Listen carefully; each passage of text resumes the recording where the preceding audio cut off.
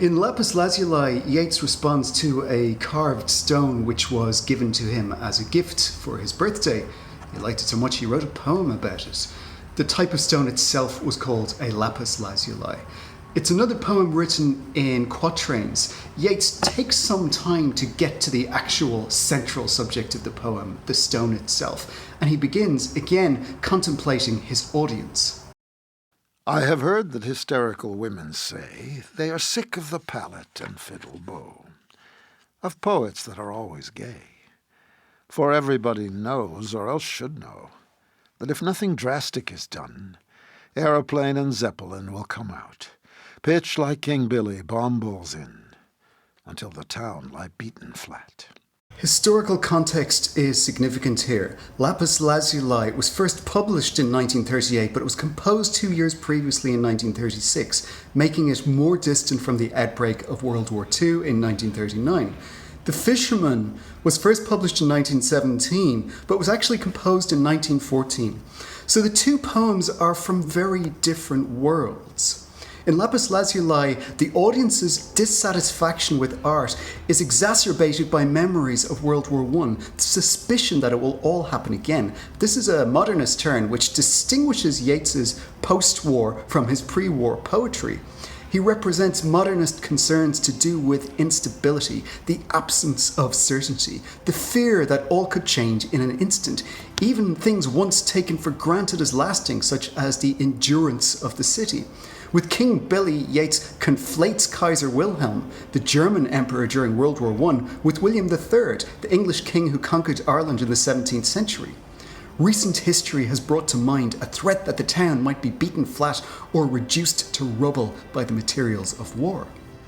In this atmosphere, Yeats faces a complaint that art has no business being jolly or gay in such a time. The audience, female, is sick of carefree creativity. We infer that art has some kind of social function. Art should do something for its audience in such times. Art should take some drastic measure that might prevent the recurrence of war. The opening of the poem reports hearsay in a kind of conversational language. I have heard that hysterical woman say. Everyone knows or should know. The tone is prescriptive, but it's also vague. Something should be done by art, but nobody knows what. The vagueness is set up in opposition to stark visions of destruction. What can art do? That's what Yeats will explore in the poem, and he'll finally turn to the stone with an answer. All that is certain is that in the new post-war world, popular opinion holds that art must change to make itself relevant and beneficial once more. So Yeats turns his thoughts to tragedy, an obvious creative form to associate with unhappy times. All perform their tragic play. There struts Hamlet, there is Lear. That's Ophelia, that Cordelia. Yet they, should the last scene be there, the great stage curtain about to drop, if worthy their prominent part in the play, do not break up their lines to weep. They know that Hamlet and Lear are gay. Gaiety transfiguring all that dread, all men have aimed at, found and lost, black out, heaven blazing into the head, tragedy wrought to its uttermost.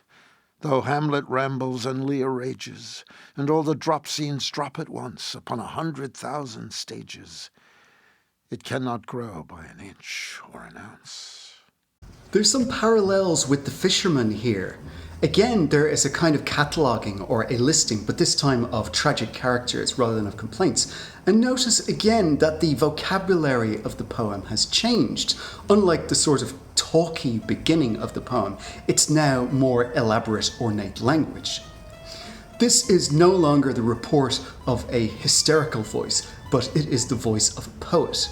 Those who play their part in history are tragic actors, and Yeats, resuming the matter that opens the poem, insists that the tragic cast is gay. This was a perspective that Yeats took on tragedy at other times, maybe counterintuitively. In critical writing, he said that the actors in Greek tragedy were joyous as they fulfilled their roles in representations of annihilation. Here he reasons that if the real world is a stage, the real-life actors should likewise play their parts without cause for weeping, as the cycles of historical change are inevitable, as inevitable as the passing acts of a play.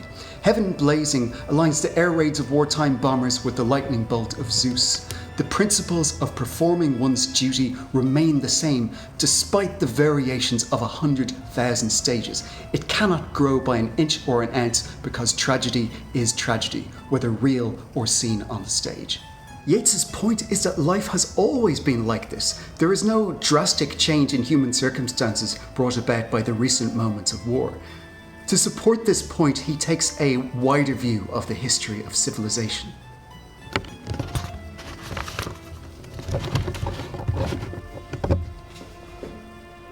Humble arrivals were the basis of great civilizations, and these fell in time, but they were replaced by others. We understand now why Yeats identified Kaiser Wilhelm with King Billy. He's trying to show us that history is cyclical. Those that build them again are gay is a key realization in the poem. If the opening section called for drastic action, Yeats knows that all we can do is to rebuild when things are destroyed. He cites an example from ancient Athens, the height of Western classical civilization. His example is Callimachus, a sculptor capable of extraordinary realism, a perfectionist who fussed over details. But a lamp that Callimachus designed for the Temple of Athena stood, as Yeats put it, but a day. Even great art is not assured of immortality because it's destructible. If destroyed, new art must be made, just as if destroyed, a civilization must be replaced. On their own feet they came, on shipboard, camelback, horseback, assback, muleback, old civilizations put to the sword. Then they in their wisdom went to wrack. No handiwork of Callimachus, who handled marble as if it were bronze, made draperies that seemed to rise when sea winds swept the corner, stands. His long lamp chimney, shaped like the stem of a slender palm, stood but a day. All things fall and are built again, and those that build them again are gay.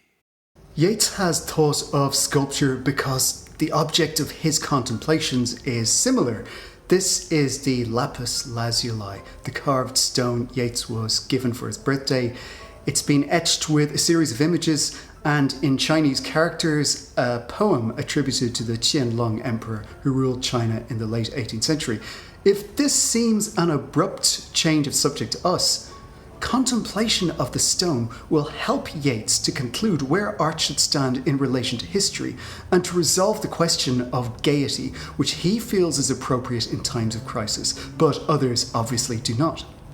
Two Chinamen, behind them a third, are carved in lapis lazuli. Over them flies a long-legged bird, a symbol of longevity. The third, doubtless a serving man, carries a musical instrument.